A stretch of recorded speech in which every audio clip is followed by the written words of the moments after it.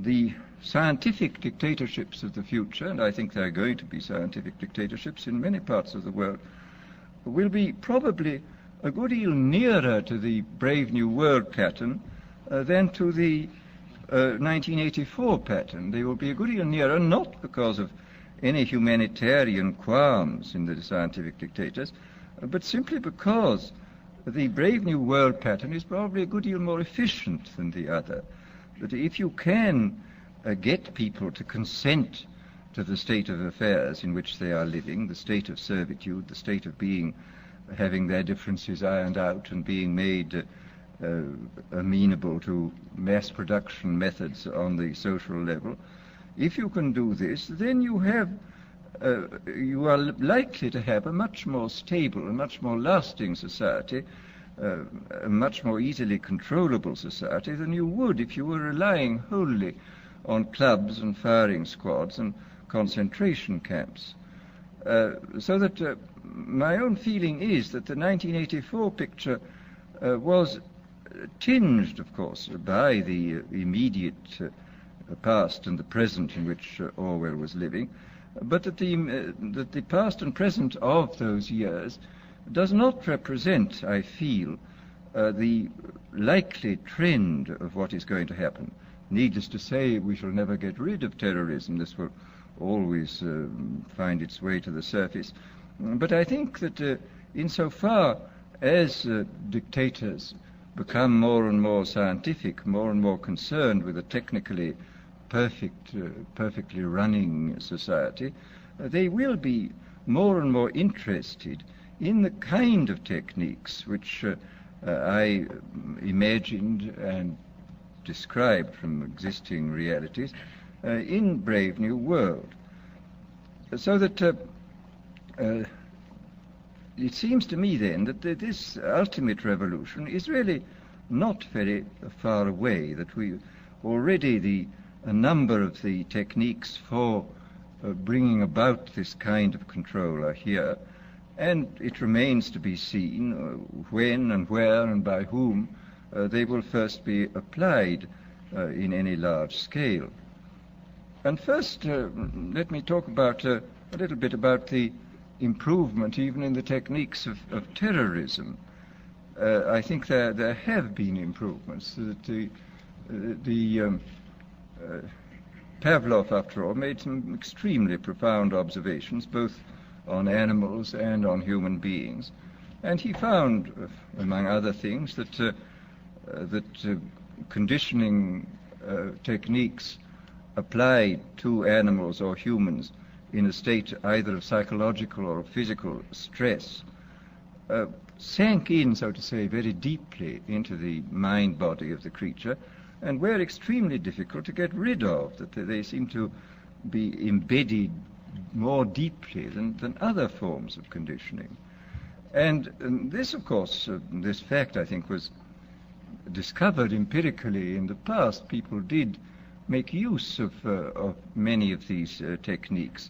But the difference between the old empirical intuitive methods and our own methods is the difference between a sort of hit and miss craftsman's point of view and the genuinely scientific point of view. I mean, I think there is a real difference between ourselves and, say, the inquisitors of the 16th century. We know much more precisely what we are doing than they knew, and we can extend, because of our theoretical knowledge, we can extend what we are doing over a wider area with a greater assurance of producing something which really works.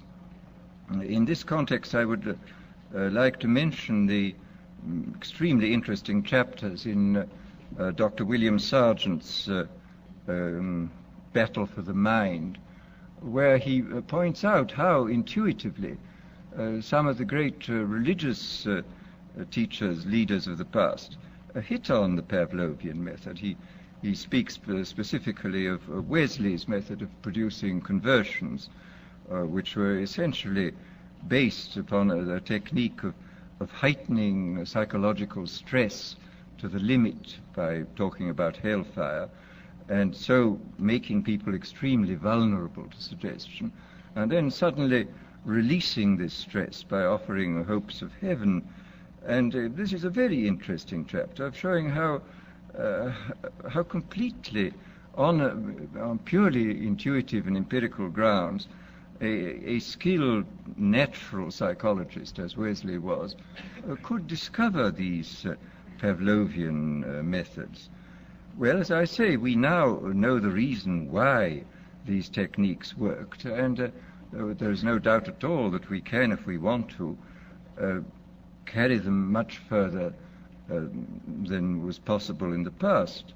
And of course, in the recent history of brainwashing, both as applied to prisoners of war and to the lower personnel within the Communist Party in China, we see that the Pavlovian methods have been applied systematically and evidently with extraordinary efficacy. I mean, I think there can be no doubt that by the application of these methods, a very large army of totally devoted people has been created. The conditioning has been driven in, so to say, by kind of psychological iontophoresis into the very depth of the people's being, and has got so deep that it's very difficult for it ever to be rooted out.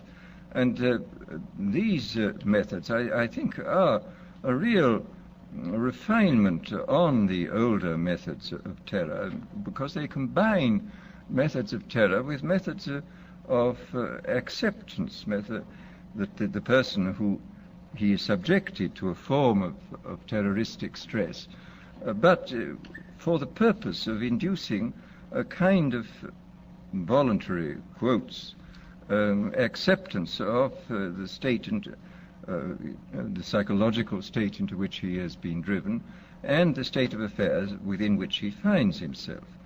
So that, as I say, there has been, I think, a definite improvement, shall we say, even in the techniques of terrorism. Well, then we come to the consideration of other techniques, of non-terroristic techniques for inducing consent and for inducing people to love their servitude. Here, I mean, I think we can, I don't think I can possibly go into all of them because I don't know all of them, but I mean, I can mention a few of the more obvious methods which can now be used and which are based upon recent scientific findings. First of all, there are the methods connected with straight suggestion and hypnosis. I think we know much more about this subject than was known in the past. People, of course, have always known about suggestion, and although they didn't know the word hypnosis, they certainly practiced it in various ways. But we have, I think, a much greater knowledge of the subject than in the past, and we can make use of our knowledge in ways which I think the past was probably never able to make use of it. For example, one of the things we now know for certain is that there is, of course, an enormous, I mean, this has been always known, a very great difference between individuals in regard to their suggestibility.